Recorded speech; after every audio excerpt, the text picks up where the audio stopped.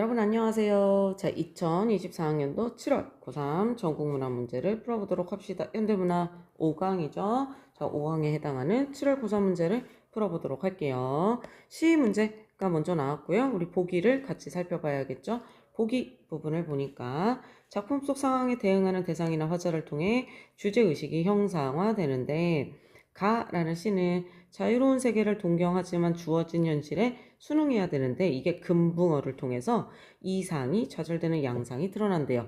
그러니까 금붕어라는 어떤 이제 개체가 등장을 하고 이상이 좌절되는 양상이 드러나는 시이겠죠. 나는 세속적 가치를 따르지 않고 자신이 지향하는 가치를 추구하는 화자가 등장을 하네요. 이 의지를 드러낸다라고 합니다. 자, 그래서 가는 꿈꾸는 것조차 쉽지 않은 현실 이게 나오고 나는 양심을 지키기 어려운 현실. 어쨌든 이러한 현실들에 대해서 비판적 인식을 드러내고 있구나라는 것이 나와 있네요. 그럼 일단 가시를 살펴봐야 되니까 자유로운 세계를 동경하지만 주어진 현실에 순응해야 되는 금붕어. 이상이 좌절되는 양상이고 이를 통해 꿈꾸는 것조차 쉽지 않은 현실에 대한 비판적 인식이 드러나겠구나라고 생각하면서 가시를 먼저 봐주시면 되겠죠. 자, 26번은 적절하지 않은 거 푸는 문제였고요. 조금 올라가서 문제를 더 살펴보면 23번 가나의 공통점. 자, 24번 가에 대한 이해네요. 그럼 여러분 가를 읽으면서 푸는 거고 여기 보시면 1년, 3년, 4연, 5연이 순서대로 나오죠? 그럼 각 연을 읽으면서 24번을 해결하면 되겠구나 라고 생각해주면 될 것 같아요. 자, 25번 기역과 니은 나왔죠? 여러분 이거 어떻게 풀어야 돼요? 각 시에 나오는 시어가 등장하겠구나. 우리 이렇게 이제 추측이 가능하죠? 그래서 각 시에서 시어를 하나씩 찾아서 풀면 되겠구나 라고 생각할 수가 있겠습니다. 자, 이렇게 보고 가시로 올라와서 보도록 합시다. 금붕어는 어항박대기를 오를래야 오를 수 없는 하늘이라고 생각합니다. 금붕어는 어느새 금빛 비누를 입었다. 빨간 꽃 이파리 같은 꼬랑지를 폈다. 눈이 가락지처럼 삐어져 나왔다. 인젠 금붕어의 엄마도 화장한 따님을 몰라볼 게다. 자, 1년을 읽었으니까 24번에 1년에 대한 설명을 볼까요? 어느새 화장한 따님과 연결했죠? 그래서 금붕어가 이전과 달라졌음을 보여준다라고 했네요. 근데 여러분 여기 보세요. 자, 금붕어는 어느새 금빛 비누를 입었습니다. 그래서 이제는 금붕어의 엄마도 이 화장한 따님을 몰라볼 거래요. 금빛 비누를 입어버려서 금붕어의 엄마도 몰라볼 것이다 라고 말했죠. 그럼 어떻게 됐다는 거예요? 금붕어가 어항 속에 살면서 이 외양의 모습이 달라졌다 라는 것을 우리가 추측할 수 있겠죠. 어느새 화장한 따님과 같이 되어서 이전과 달라졌음을 보여준다. 자, 이렇게 연결할 수가 있겠네요. 그리고 금붕어는 자, 여기 보시면 어항박대기를 오를래야 오를 수 없는 하늘이라고 생각한다 라고 하죠. 자, 그럼 1년에서 오를래야 오를 수 없다는 생각, 이 생각은 3년으로 연결된다고 하는데 요거는 조금 더 살펴봐야겠네요. 그리고 금붕어는 아침마다 말쑥한 찬물을 뒤집어 쓴다. 떡가루를. 흰손을 천사의 날개라 생각한다. 금붕어의 행복은 어항 속에 있으리라는 전설과 같은 소문도 있다 라고 합니다. 자, 금붕어가 사는 곳 어항이고 그럼 여러분 금붕어가 흰손을 천사의 날개라고 생각한대요. 이 흰손이 뭘까요? 금붕어에게 먹이를 주는 거겠죠? 금붕어에게 여러분 이렇게 어항 위에서 손이 나타나서 먹이를 이렇게 떨궈주는 거예요. 그럼 이 흰손 금붕어에게 먹이를 주는 이 손을 금붕어는 천사의 날개일 거야 라고 생각을 한다 라고 하는 겁니다. 그래서 금붕어의 행복이 어항 속에 있으리라는 전설과 같은 소문도 있다 라고 하네요. 자, 그럼 기억 봅시다. 기억은 금붕어가 사는 어항이죠. 그럼 이 어항은 고요한 내면 세계일까요? 이건 조금 이상하네요. 그럼 이거는 현재의 안온한 생활 맞겠죠? 금붕어가 사는 현재의 안온한 생활일 것이고 시적 대상의 내적 성찰 아니겠죠? 유한한 존재로서의 인식 이건 어때요 여러분? 얘는 조금 가능할 것 같기도 한데 금붕어가 스스로 나는 유한한 존재야 이렇게 인식하는 거는 아니니까 이것도 틀리다고 볼 수 있고 반복되는 일상의 지루함이라고 했는데 반복되는 일상인 건 맞죠? 근데 여기서도 금붕어가 지루함을 느낀다고 볼 수는 없죠. 금붕어는 그냥 현재의 생활에 안온하게 지내고 있으니까 이것밖에 답이 될 수 있는 게 없기는 해요. 가장 적절한 것 중에. 그래서 2번밖에 답이 될 수 있는 게 없는데 니은이 확실하게 맞는지를 넘어가서 살펴봐야겠죠. 자, 일단 이렇게 놓고 금붕어는 유리벽에 부딪혀. 자, 이제 진한 글씨들이 나오네요. 머리를 부시는 일이 없습니다. 얌전한 수염은 어느새 국경임을 느끼고 아담하게 꼬리를 젓고 돌아섭니다. 지느러미에 칼날의 흉내를 내서도 항아리를 끊는 일도 없죠. 그럼 3년의 내용. 자, 지느러미가 항아리를 끊는 일이 없어요. 그러면 오를래야 오를 수 없다고 생각하죠. 금붕어는 이 어항을. 그래서 지느러미로 항아리를 끊는 일이 없는 이유가 된다고 볼 수 있겠죠. 왜요? 이 어항을 국경이라고 생각한다. 그래서 항아리를 끊는 일이 없다라고 했으니까. 즉 유리병을 국경이라고 여기는 것은 금붕어가 제한된 공간에서 살아가고 있음을 보여준다 라고 할 수가 있겠죠. 자, 여기까지 맞는 설명이네요. 그럼 진한 글씨 넘어가서 한번 볼까요? 풀 수 있는지 26번. 자, 금붕어는 아담하게 꼬리를 젓고 돌아서서 머리를 부시는 일이 없다라고 했는데 여기서 주어진 현실에 순응하는 모습을 확인할 수 있겠죠. 지울 수가 있습니다. 그 다음 부분 살펴봅시다. 사연. 아침에 책상 위에 옮겨놓으면 창문으로 비스듬히 햇볕을 녹이는 붉은 바다를 흘겨봅니다. 꿈이라 가르쳐진 그 바다는 넓기도 하겠구나 라고 생각합니다. 금붕어는 아롱진 거리를 지나 어항밖 대기를 건너 진화해에 한류를 끊고 헤엄쳐 가고 싶어요. 근데 금붕어가 여러분 어항 속에 살고 있지만 얘도 뭘 생각해요? 어항밖 대기를 건너서 진화해에 한류를 끊고 헤엄쳐 가고 싶은 생각을 가지고 있기는 하네요. 쓴 매개를 와락와락 삼키고 싶은 생각을 가지고 있습니다. 옥조빛 해초의 살림 속을 검푸른 비누를 입고 상어에게 쪼아당겨보고 싶은 생각도 가지고 있는 거예요. 자, 사연에서 여러분 붉은 바다가 나왔죠. 붉은 바다에 대해 금붕어가 떠올린 생각은 오연의 검푸른 비누를 입은 상상으로 이어지고 있겠죠. 내가 이 바다에서 검푸른 비누를 입고 돌아다니고 싶어 라는 상상으로 이어지고 있겠네요. 그리고 여러분 여기 진한 글씨 나왔으니까 보시면은 금붕어는 해초의 살림 속을 다니고 쓴 매개를 와라가라 삼키고 싶어 해요. 그럼 이건 자유로운 세계에 대한 동경이 확인된다 라고 할 수가 있겠죠. 자, 이것도 지워질 수 있겠네요. 그러나 금붕어는 어떻게 해요? 자, 그 다음 거 이제 좀 더 봐야 돼요. 금붕어는 그러나 작은 입으로 하늘보다도 더 큰 꿈을 오므려 죽어버려야 합니다. 결국 배설물의 침전처럼 어항 밑에는 금붕어의 연령만 쌓여가요. 금붕어는 오를래야 오를 수 없는 하늘보다 더 먼 바다를 자꾸만 돌아가야 할 고향이라고 생각합니다. 그럼 24번에 5번. 한류를 끊고 헤엄쳐 가기 위해 6년에서 금붕어는 배설물의 침전처럼 연령만 쌓여가고 있다고 볼 수 있겠다. 이거 어때요, 여러분? 한류를 끊고 헤엄쳐 가기 위한 거. 이거는 뭐예요? 얘는 자유에 대한 동경이죠. 이런 자유에 대한 동경을 위해서는 어떻게 해야 돼요? 어항을 끊고 나아가야 되잖아요. 그런데 6년에서 금붕어는 배설물의 침전처럼 연령만 쌓여가고 있어요. 이거는 어항을 끊고 나아가는 태도가 아니죠. 어항을 벗어나지 못하는 거죠. 못함. 그러므로 여러분 한류를 끊고 헤엄쳐 가기 위해 연령만 쌓여가고 있다? 어항을 벗어나지 못하고 있다? 이렇게 볼 수 없겠죠. 연결이 잘못됐죠? 자유에 대해 동경을 위해 어항을 벗어나지 못한다? 라는 설명은 잘못됐네요. 따라서 답이 5번이 되겠죠? 자, 이해되시죠? 그럼 여기서 여러분 꿈을 오므려 그냥 죽어버려야 한다라고 생각을 합니다. 즉 바다를 꿈꾸지만 바다로 나아가지 못하죠. 금붕어는 좌절하는 존재네요. 그럼 여러분 여기서 꿈을 오므려 죽어버려야 한다. 자, 여기서 현실에 대한 비판적 인식이 드러나겠죠. 현실에 대한 비판적 인식을 확인할 수 있습니다. 가능한 설명이네요. 자, 여기까지 지워질 수 있습니다. 그러면 23번 살펴볼까요? 가는 영탄적 표현을 활용해서 시적 정사를 심화하고 있을까요? 가의 영탄적 표현이 있나요, 여러분?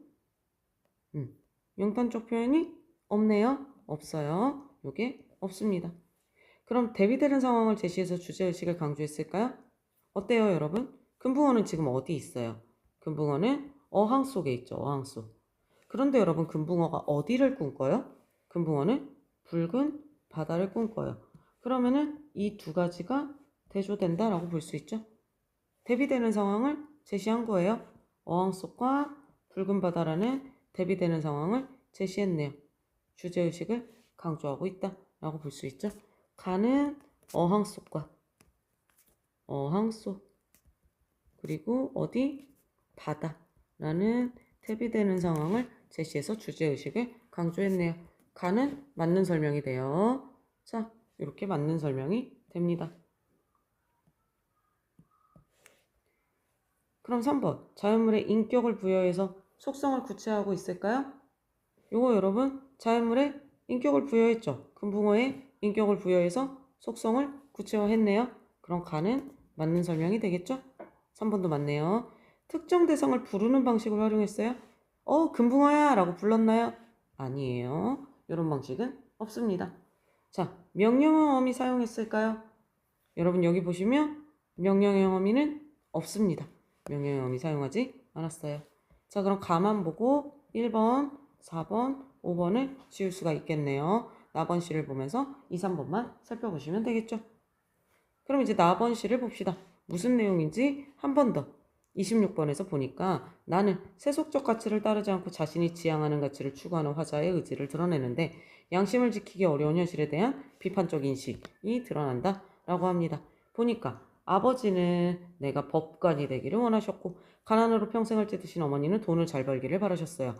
그러나 나는 어쩌다 시에 눈이 띄어서 애들에게 국어를 가르치는 선생이 되어 부모의 뜻과는 먼 길을 걸어왔고 나이 40에도 궁티를 벗지 못했습니다. 자, 이런 이야기가 나와 있죠.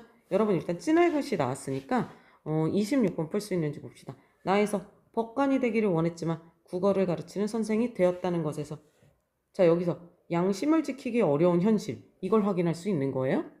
국어를 가르치는 선생이 된 게 양심을 지키기 어려운 현실일까요? 그렇지 않겠죠, 여러분? 이건 뭐예요? 양심을 지키기 어려운 현실이 아니라 자신이 지향하는 가치를 추구한 거죠. 이거는 자신이 지향하는 세속적 가치를 따르지 않고 자신이 지향하는 가치를 추구했다라는 것을 알 수 있죠. 나는 법관이 되기를 원하는 부모님대로 되지 않고 국어를 가르치는 선생이 되었잖아요. 그러니까 세속적 가치를 따르지 않고 자신이 지향하는 가치를 추구한 거죠. 양심을 지키기 어려운 현실 이게 아니겠죠. 답은 3번이 되겠네요. 이게 틀렸네요. 자, 그 다음 여기 궁티를 벗지 못한 나 나왔죠. 근데 아직 뒷부분이 덜 나왔으니까 뒤에를 좀 더 보도록 합시다. 어쨌든 국어를 가르치는 선생이 되어서 나는 가난하게 살아요. 그래서 궁티를 벗지 못한 나. 서러운 것은 가난만이 아닙니다. 우리들의 시대는 없는 사람은 없는 대로 맘 편하게 살도록 가만두지 않는다. 세상 사는 일에 길들지 않은 나에게 나는 세상 사는 일에 길들어 있지 않아요. 그게 그렇게 노엽습니다. 내 사람아 울지 말고 고개 들어 하늘을 보아라. 평생에 죄나 짓지 않고 살면 좋으련마. 그렇게 살기가 죽기보다 어렵구나. 어쩌랴. 바람이 딴 데서 불어와도 마음 단단히 먹고 한치도 얼굴을 돌리지 말아야지 라고 했네요. 죄를 짓지 않고 살아야 되는데 여러분 바람이 딴 데서 불어와요. 그럼 마음 단단히 먹고 얼굴을 돌리지 말겠다 라고 했어요. 그럼 이때 여러분 바람의 의미는 뭘 것 같아요? 딴 데서 불어오는 바람 이거 나에게 오는 유혹, 시련 이런 거지 않겠어요? 유혹이나 시련 같은 게 바람의 의미겠죠.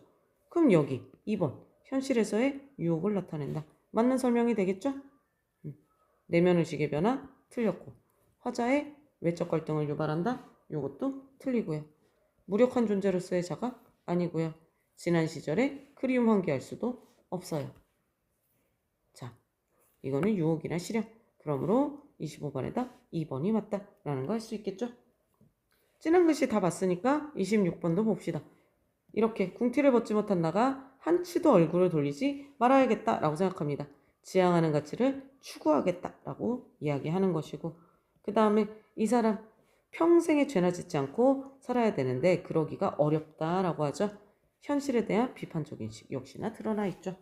5번도 맞다는 거 알 수가 있네요. 됐죠? 그럼 여러분 23번 볼까요? 자, 2번, 3번 남았는데 대비되는 상황을 제시해 주제의식을 강조했는지 여러분 여기 보세요. 자, 아버지는 뭐가 되길 원했어요? 법관이 되기를 원하셨고 어머니는 돈을 잘 벌기를 바라셨어요. 그런데 나는 어떻게 됐어요? 국어를 가르치는 선생이 되어서 나이 40에도 궁티를 못 벗었어요. 부모의 뜻과는 먼 길을 걸어왔죠. 즉 위에 있는 것과 대조되는 삶을 살았죠. 이렇게 대비가 되네요. 대비되는 상황을 제시한 거죠. 법관이 되길 원하시는 아버지, 돈을 잘 벌기를 바라시는 어머니와 대비되는 상, 부모의 뜻과 먼 길을 걸어와서 나이 40에도 가난하게 살게 된 거죠. 대비되는 상황이 여기도 나와 있네요. 나번에도. 그러므로 대비되는 상황 제시 주제의식을 강조. 여러분 나도 맞는 말이 되겠죠? 여기서 나도 맞습니다. 그쵸? 그러면 2번이 답이 되겠네. 23번의 답 2번. 자, 자연물의 인격을 부여하는 게 여기서 나에는 없죠. 자연물의 인격을 부여하는 게 나에는 없습니다.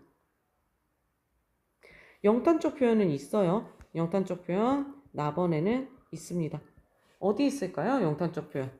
여기 보시면은 쭉 보면은 비웃지만 아니다 라고 하면서 여기 보면은 어렵구나 여기 나오죠.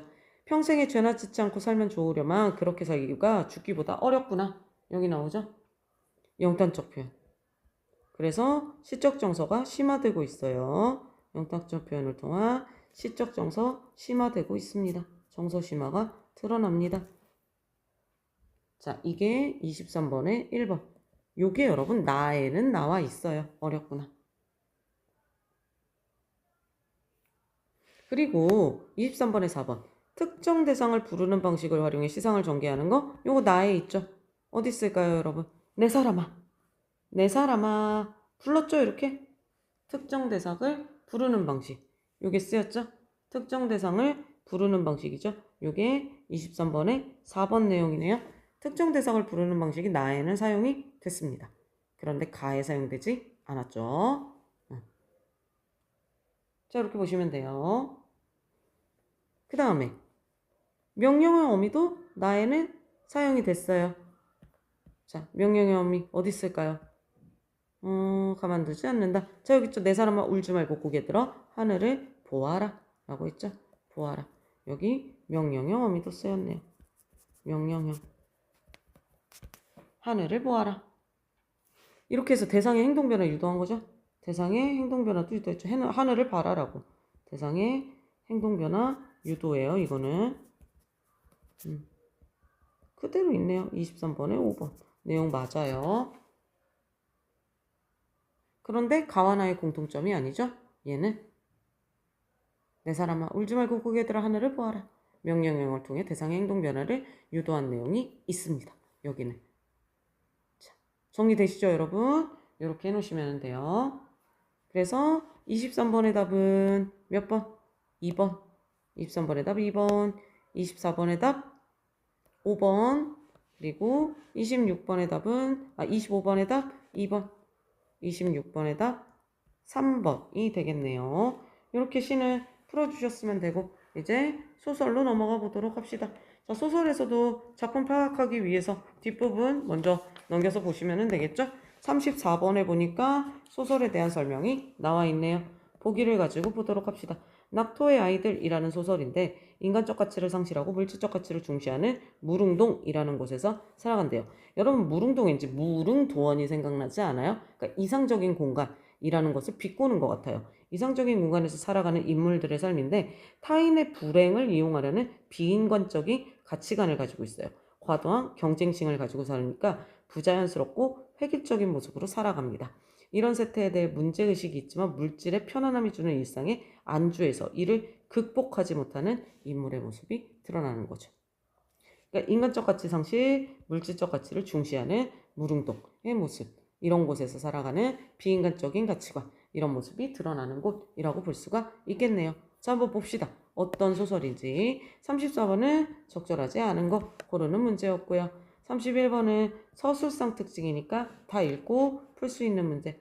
32번 윗글에 대한 이해 적절하지 않은 거죠? 읽으면서 풀어야 돼요. 나는, 아내는, 아내, 나, 딸 이런 얘기가 나오죠? 그래서 요 읽으면서 어떤 내용들이 있는지 생각하면서 푸시고 분재의 나무, 네모 박스 나왔죠? 역시나 이 네모 근처에서 답을 찾으시면 되겠네요. 그래서 올라와서 위에서부터 쭉 읽어줍니다. 자, 완벽한 질서를 부르짖는 교장 선생님에 대한 이야기가 나오죠. 그래서 여기서부터 쭉 읽으면서 봅니다. 작년에도 그랬고 재작년에도 그랬고 이렇게 합니다. 그래서 나는 이런 것들을 보면서 불쾌감이라는 감정을 느껴요. 그리고 그런 류의 회의에 사로잡히게 되죠. 이런 생각을 하게 되는 장면들이 나와요.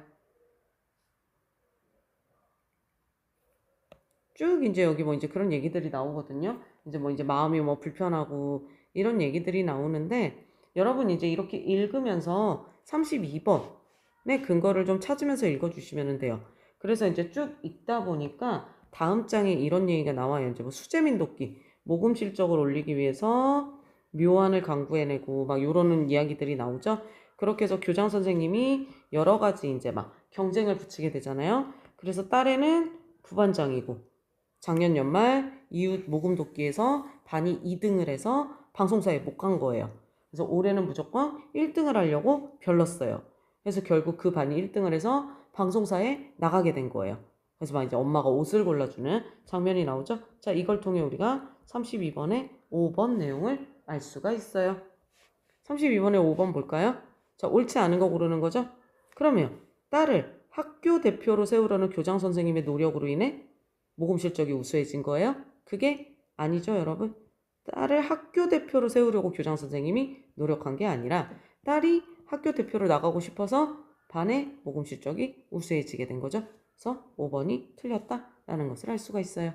자, 전체적으로 보면 앞부분에 교장 선생님의 교육적 신념에 나는 반감을 가지고 있고 아내는 딸이 성금을 신문사에 전달하기를 원했죠. 그래서 여러분 이 부분 우리가 지금 보고 있는 부분 보면은 여기서 아내와 딸에는 여름이어서 다시 수해가 나기를 벌렸었다라고 하잖아요. 이것도 참 비인간적인 거죠, 여러분. 수재민 돕기를 할 수 있기를 조급스럽게 벌렸었다라는 말도 참 웃기죠. 아내는 건물과 관련된 건 예감으로 인해 건물에 압도당한다. 여러분 이런 거 보시면은 중간 이후에 이런 얘기들이 나와요. 이 단지에서 가장 높은 건물이 증권회사 건물인데 이 금속석 광택을 지닌 건물, 이 건물을 볼 때 아내가 이 건물과도 인연을 맺을 것 같은 예감 때문에 내가 번번이 압도당한다 라는 이야기들이 나오잖아요. 이런 것들을 통해서 자, 아내가 건물과 관련된 것 같은 예감으로 인해 압도당하는 모습이 나오고 무릉동 주민의 표정을 아내와 연관 지으면서 낯설지 않게 느끼는 거. 그 뒷부분에 또 나오죠. 여기 보면은 서로 아는 척을 하는데 여기 보면 나는 누구와도 아는 척을 안 했지만 다 비슷한 옷차림에 비슷한 표정들을 하고 있어요. 즉 이러한 모습은 이중성이 아내의 개성일 뿐 아니라 누구와의 특성이기도 한 거죠. 그러니까 아내의 모습이면서 무릉동 주민 누구의 모습이기도 하다라는 말은 무릉동 주민의 표정을 아내와 연관 지으면서 낯설지 않게 느낀다라는 것을 알 수 있죠. 그래서 나머지 내용은 다 맞다는 것을 알 수 있고 앞에 본 부분을 통해 5번이 틀렸다라는 것을 알 수가 있습니다.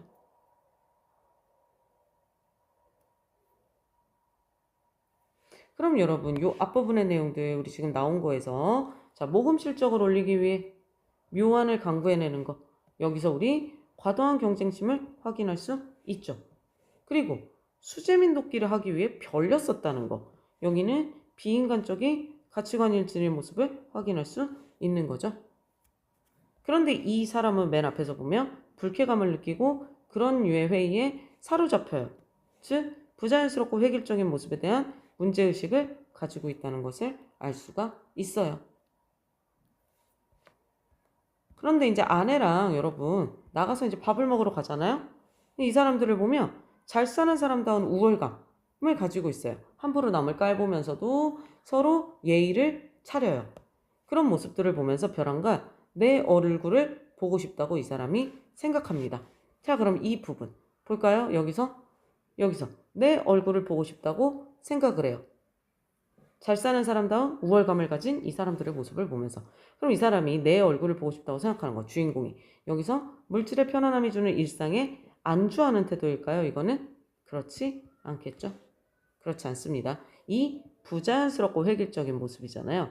이 부자연스럽고 획일적인 모습에 과연 나도 길들여져 있는 것일까? 라는 궁금증 때문이겠죠. 알줄 태도가 아니라 나도 이렇게 부자연스럽고 획일적인 모습을 가지고 있는 것일까? 라는 궁금증 때문이다 라고 보시는 게 맞을 거예요. 3번이 틀렸네요. 잘 사는 사람다운 우월감, 타인을 대하는 것에서 물질적 가치를 중시하는 모습 확인할 수 있습니다. 4번은 맞는 설명이 되겠죠. 자, 이렇게 푸시면 됩니다.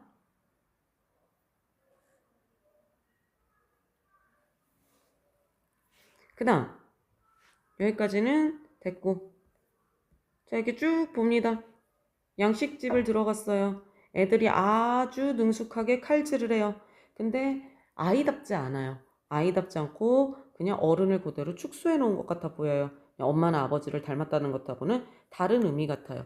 마치 성장을 억제해서 키운 분재의 나무 같다라는 느낌을 받는 거예요. 이 애들한테서. 그럼 여러분, 이때 이 분재의 나무 뭘까요? 이때 분재의 나무, 교장 선생님이 추구하는 완벽한 질서와 모순되는 거? 반대되는 거? 아니겠죠? 옷을 되풀이해서 골라주는 행위로 드러나는 아내의 불안이에요? 이것도 아니겠죠? 젊은 부부가 가진 특성을 지니지 않은 아이들이에요? 아니죠. 이 특성을 그대로 가진 아이들이고, 아이들답지 않은 이 거리의 아이들의 이중성을, 아이들답지 않은 이 거리의 아이들이잖아요. 어른 같은 아이들이잖아요. 근데 이 이중성을 약화시켜요? 그렇지 않죠? 금속성의 광택으로 상징되는 무릉동 주민의 욕망이 초래한 결과라고 볼 수 있겠죠? 그러니까 아이답지 않은 아이가 된 거예요. 아이답지 않은 아이. 즉 어떤 아이들? 마치 분재에서 자란 나무 같은 아이들이 되어버린 거죠. 5번이 답이겠네요. 나머지 게 너무 틀렸죠?